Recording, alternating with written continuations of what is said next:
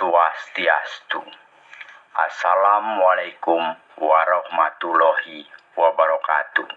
Salam sejahtera untuk kita semua. Kerajaan Demak berdiri, berkembang hingga keruntuhannya. Kerajaan Demak didirikan oleh Raden Patah, putra Raja Bre Kertabumi atau Brawijaya V dengan seorang wanita Cina. Raja Brawijaya V adalah Raja Majapahit yang memerintah dari tahun 1468 sampai dengan tahun 1478. Ketika ibunya Raden Patah mengandung dirinya, Bre Kertabumi atau Brawijaya V menikahkan ibunya dengan penguasa Palembang yang bernama Arya Damar. Selanjutnya pada saat Raden Patah alias Jimbun dan adiknya Raden Kusen dewasa, mereka kemudian pergi ke Majapahit untuk mengabdi pada kerajaan ayahnya. Sebelum menghadap ayahnya, Raja Brawijaya, Raden Patah berkunjung terlebih dahulu ke Ngampel untuk belajar agama Islam. Kunjungan Raden Patah itulah yang kemudian menjadikan hubungan antara Raden Patah dengan Sunan Ngampel menjadi dekat. Setelah belajar agama Islam di Ngampel, barulah Raden Patah dan adiknya Raden Kusen menghadap Raja Brawijaya V di Majapahit. Raden Patah dan Raden Kusen ketika itu diterima dengan baik. Raden Patah kemudian diberi kekuasaan sebagai adipati di Bintara, sedangkan Raden Kusen diangkat sebagai adipati Terung. Ketika kerajaan Majapahit melemah akibat perebutan kekuasaan, Raden Patah dengan dukungan adiknya Raden Kusen dan Sunan Ampel melepaskan diri dari kekuasaan kerajaan Majapahit. Selanjutnya dengan dukungan Tuban dan Gresik, Raden Patah berhasil mendirikan kerajaan Islam dengan pusat di Demak. Kemudian pada tahun 1478, Raja Brawijaya V digulingkan oleh Rana Wijaya.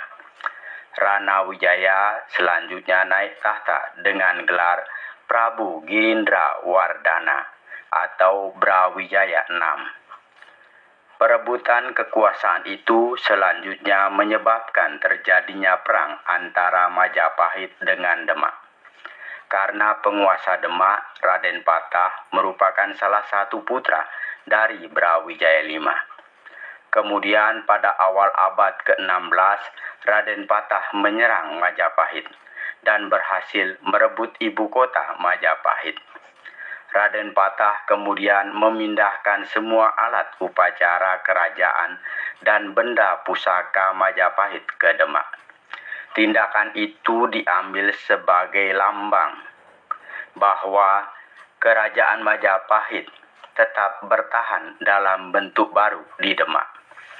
Oleh karena itu, Demak dapat mengaku sebagai penerus kerajaan Majapahit yang sah. Raden Patah kemudian berkuasa dari tahun 1500 sampai dengan tahun 1518.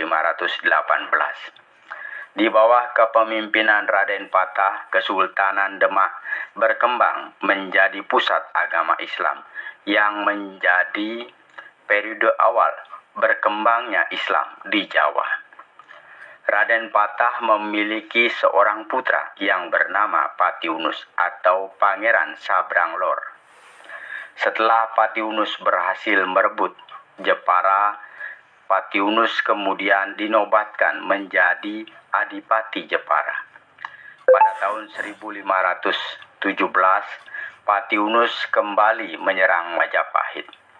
Selanjutnya setelah Raden Patah wafat tahun 1518, Patiunus kemudian naik tahta menjadi Raja Demak yang memerintah dari tahun 1518 sampai dengan tahun 1521.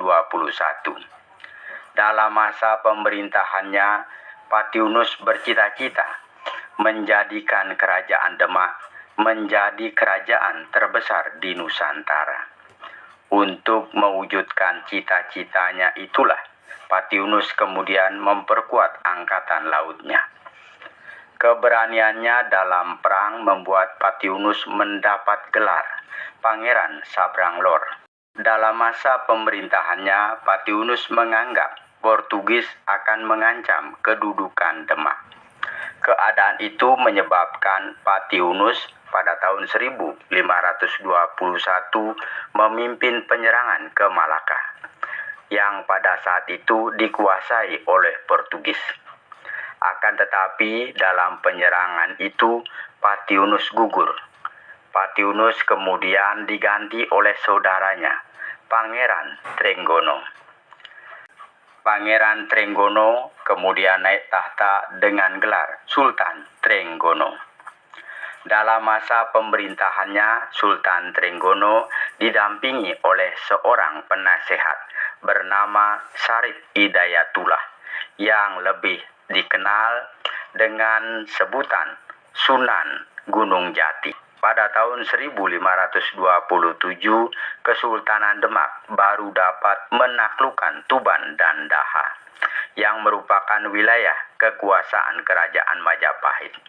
Takluknya Tuban dan Daha menyebabkan berakhirnya Kerajaan Majapahit, yang kemudian digantikan oleh Kerajaan Demak.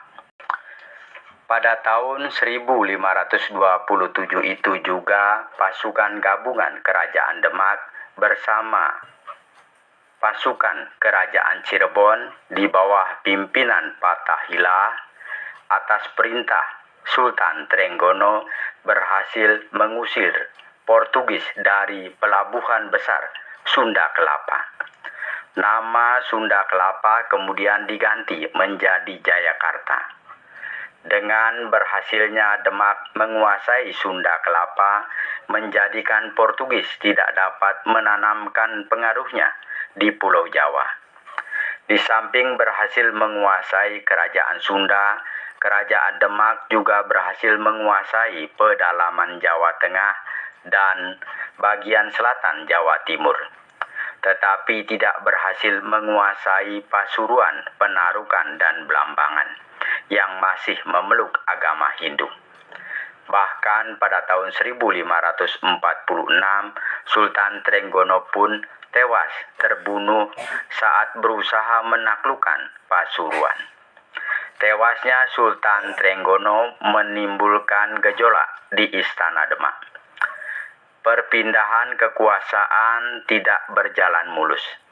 Tahta Demak menjadi rebutan antara adik Sultan Trenggono, yaitu Pangeran Surowiyoto atau Pangeran Sekar Sedo Inlepen, dengan anak Sultan Trenggono, Pangeran Prawata. Dalam perebutan kekuasaan itu, Pangeran Prawata berhasil membunuh Pangeran Sekar. Pangeran Prawata kemudian naik tahta dengan gelar Sunan Prawata, yang berkuasa dari tahun 1546 sampai dengan tahun 1549.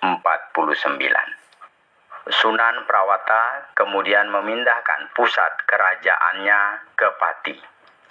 Masa pemerintahan Sunan Prawata tidak berlangsung lama, sebab pada tahun 1549 Arya Penangsang, putra Pangeran Sekar, kemudian membalas dendam atas kematian ayahnya, melakukan pembunuhan terhadap Sunan Prawata.